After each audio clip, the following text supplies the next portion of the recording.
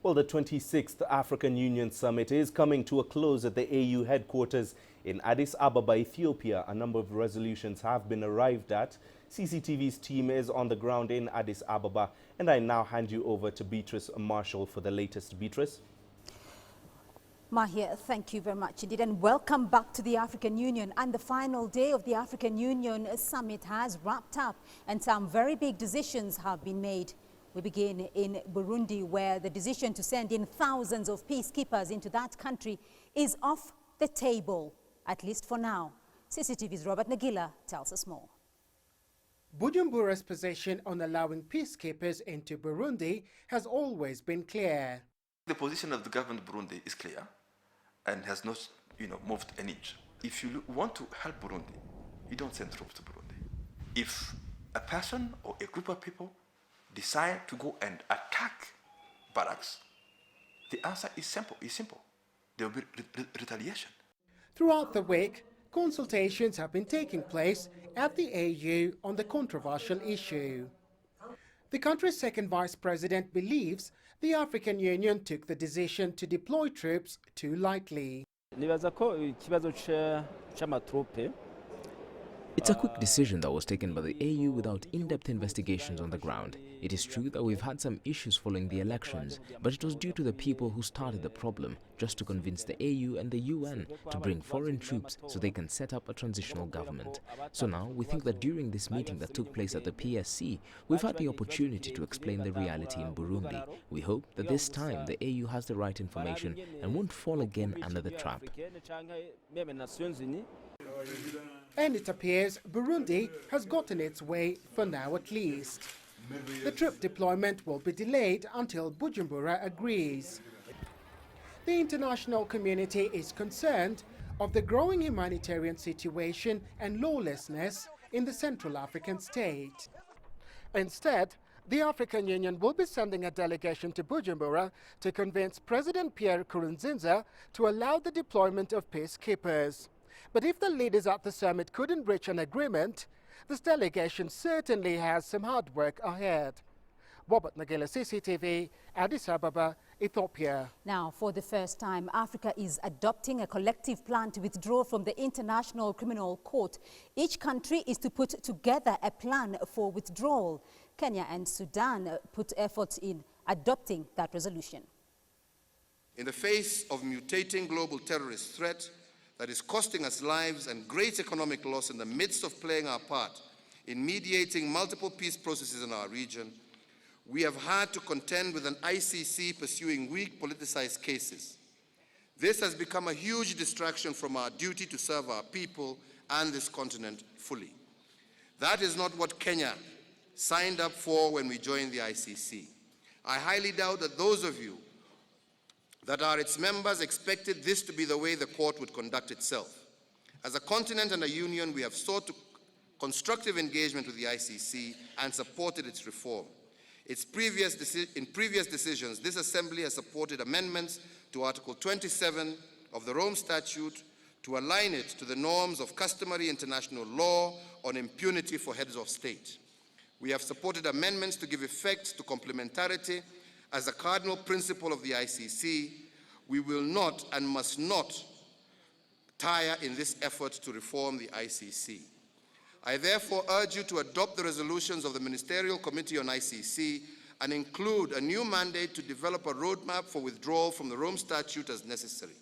We must reaffirm that the global standard for impunity for heads of state should also apply to Africa and insist on the termination of the collapse cases against the Deputy President of Kenya.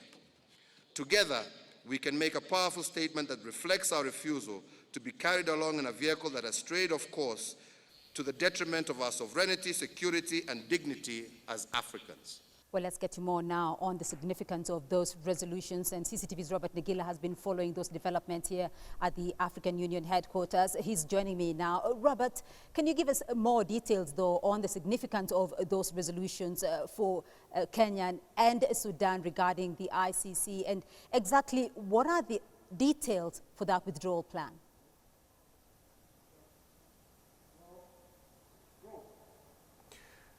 Well, on the ICC, the big story out of here tonight is a body An open-ended ministerial committee has been mandated to come up with strategies, including the collective withdrawal of African states from the International Criminal Court. Now, at the moment, that appears to be an option on the table. If that were to come to pass, and it's not as easy as it sounds, then the leaders have to go back to their parliaments, because those are the bodies that basically draft and ratify those types of decisions. Now, how is this significant for Kenya and Sudan? Well, Kenya's Vice President, William Ruto, is currently has an ongoing case at the International Criminal Court, where he is charged with crimes against humanity, while Sudan's Omar al-Bashir has an outstanding warrant of arrest for him. So this would be a big, big boost for the two parties if this decision were to come to pass. But like I said, we're still ways away from there, and this appears to be an option on the table at this particular moment. Well, Robert, we've mentioned two of the resolutions passed today, that of Burundi and the Peacekeepers, and that of the ICC proposal to withdraw from the Rome Statute by African countries. Now, what other resolutions, though, were adopted during the day? Well, just very quickly touching on Burundi, it appears that they've decided to give dialogue a chance. You'll recall that this resolution was passed by the African Union in 2015. We've had from various parties from Burundi, and we've had from the government of Pierre Nkurunziza and the president himself, and they've categorically stated that they will not allow any foreigners, or any troops, peacekeepers, into Burundi. Now, we know there's a delegation going there. How much success they will have remains to be seen. The assembly also gave a huge commitment to AMISOM troops who are fighting in Somalia against Somali militants Al-Shabaab.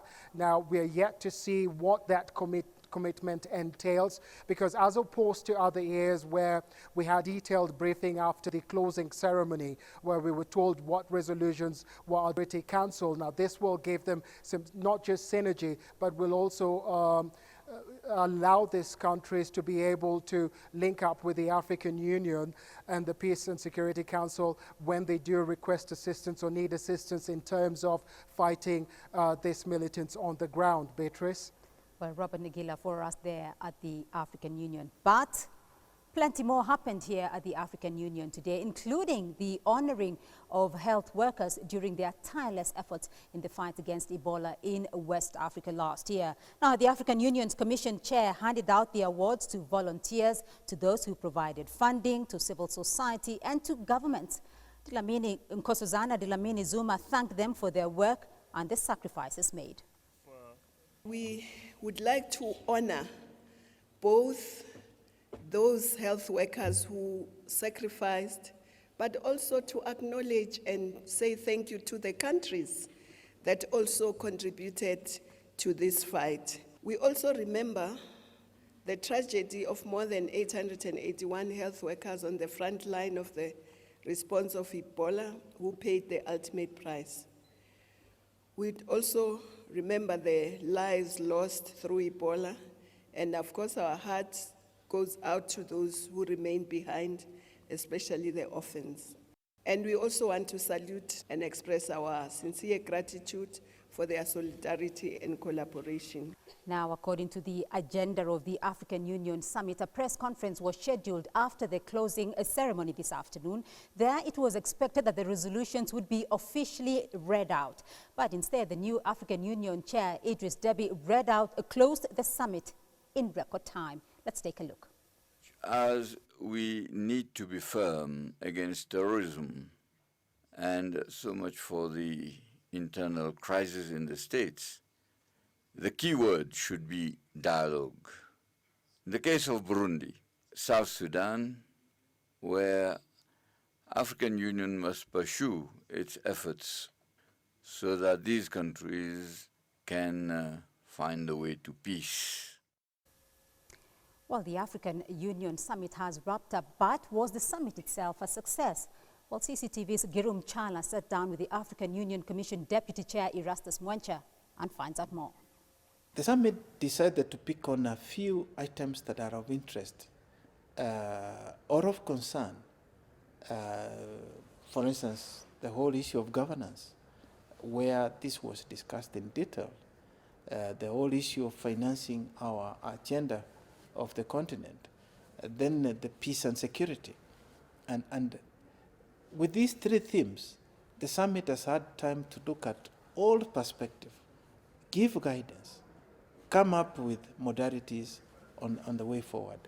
And I think from that point of view, we still, to perfect this aspect, I can assure you that yes, this has been a great success, bearing in mind it's the first time we are doing this restructuring. Well, certainly some momentous decisions have been taken here at the African Union Summit that just concluded this afternoon. We'll be following very closely the reactions to those resolutions we've just told you about. But that's it from us here at the African Union. For now, we'll hand you back to Nairobi. Back to Mahia. Thank you very much, Beatrice. That was CCTV's Beatrice Marshall and the rest of the team in Addis Ababa at the close of the AU Heads of State Summit, which was taking place in Addis Ababa, Ethiopia there.